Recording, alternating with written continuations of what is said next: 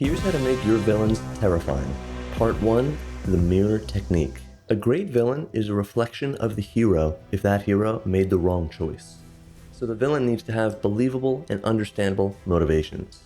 For example, Thanos. He wanted to commit genocide against half the face of the universe. Sounds crazy, but when he gives his reasons why, it sorts to make sense. Not that it's right, but you see how he eventually led to that conclusion. He's just a big purple nutsack chin guy and he's crazy. Or Eren Yeager. He had to become the villain that the world unites against, and that he would kill, I think it was 80% of the population. He basically became the bad guy as the good guy because that was the right thing to do. So it's insane, but it's still understandable. They need to be disgustingly relatable. You need to truly empathize with the villain if you want their villainous to actually land. Because at the end of the day, they are a person just like us. Even if in D&D they're not human, they're still a being similar to us. And so the more relatable you make them, the more painful it makes it to actually interact with them. Because they are so close to being you. Part 2, the integrity of evil. Match their words to their actions.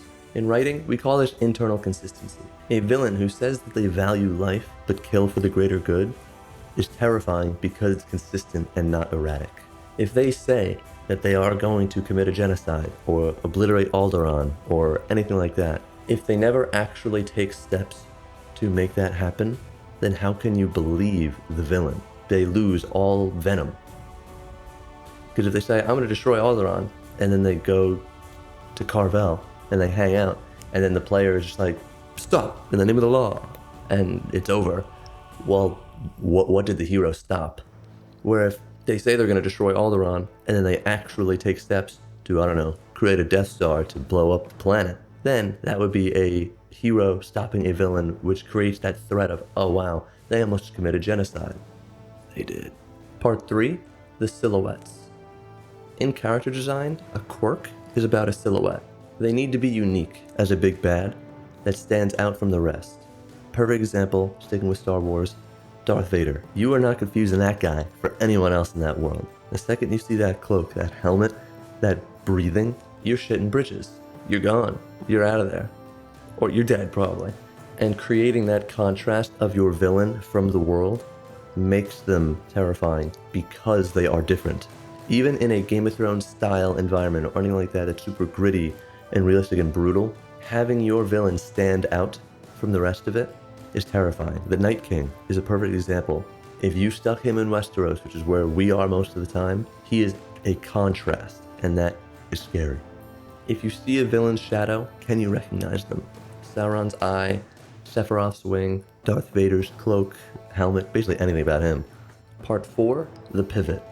This is a different take, but one I think makes sense. In real life, people change their mind on a dime all the time. Why would villains be any different? When you show a villain who adapts or changes their mind on the fly because the players or your characters did something, that makes them feel real, and real is scary. It's not just a boss fight.